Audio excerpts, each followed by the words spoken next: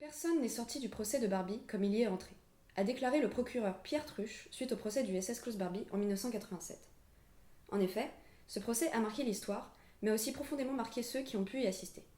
C'est notamment le cas de Sorge Chalandon, journaliste et écrivain français, qui a assisté pour le journal Libération au procès du haut dignitaire nazi. Il a ensuite publié un roman en 2021 intitulé Enfant de salaud, dans lequel il retrace en partie l'événement. Il s'agira donc de montrer comment Sorge Chalandon a vécu, puis relaté, le procès de Klaus Barbie en tant que journaliste, puis écrivain. Nous aborderons tout d'abord Klaus Barbie et son procès, pour enfin nous intéresser aux regards et aux impressions de Sorge Chalandon sur l'événement. Donc dans un premier temps, Klaus Barbie est un officier de police SS sous le régime nazi, chef de la Gestapo de Lyon durant l'occupation de la France par l'Allemagne. Il est surnommé le boucher de Lyon. Après la guerre, il s'échappe et finit par se réfugier en Bolivie, dont il obtient la nationalité en 1957 en se faisant appeler Klaus Altmann. Il finit par être démasqué puis extradé de Bolivie vers la France pour être jugé pour crime contre l'humanité, premier procès de cette catégorie qui a eu lieu en France. Le procès a duré 7 semaines, du 11 mai au 3 juillet 1987 à la cour d'assises du Rhône, et a connu une grande importance médiatique.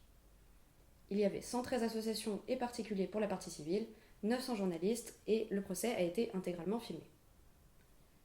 Lui sont reprochés 3 crimes bien précis.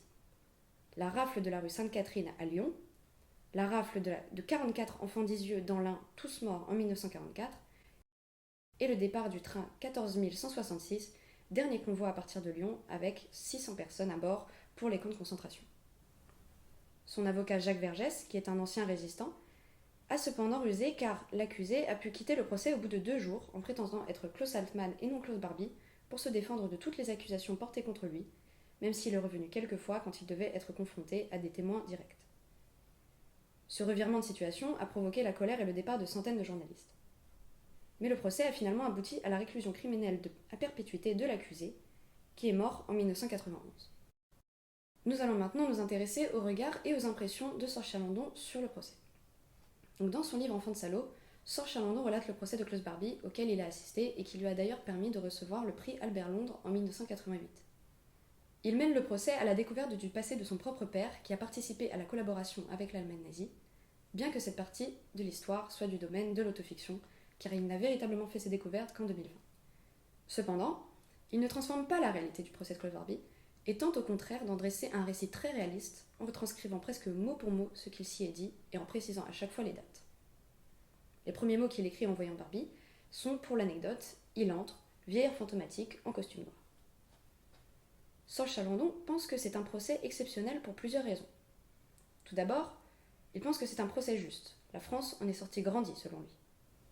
Certaines parties civiles disaient que c'était un procès pour la mémoire, mais selon Sorge Chalandon, ce n'était pas le cas.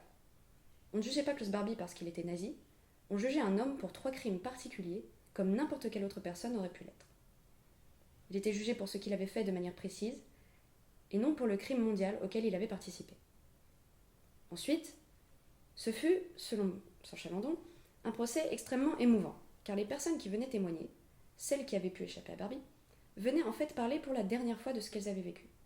En effet, ils étaient tous très âgés, beaucoup sont morts après le procès, et certains ont fait des malaises pendant.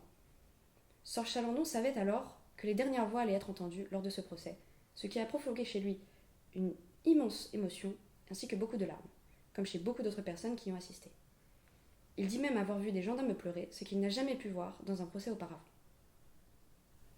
Enfin, Sorge Chalandon pense que le départ de l'accusé a finalement été une bonne chose, car les témoins très fragiles n'auraient selon lui pas parlé de la même manière. L'émotion les aurait emportés. La ruse de Barbie n'a donc finalement pas été à son avantage, car le fait qu'il ne soit pas là a permis une libération plus sereine de la parole des victimes, qui ont pu se confier sans crainte, sans peur et sans la pression qu'ils auraient pu ressentir si leur bourreau avait été présent.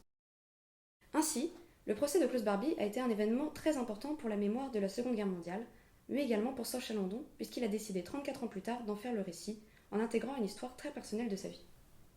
Le procès lui a principalement enseigné une chose qui, selon lui, a changé sa vie d'un point de vue plus général, c'est qu'il y a 2 personnes en nous tous, une victime et un bourreau. Il déclare maintenant avoir la certitude qu'il faut absolument combattre le bourreau qui est en nous.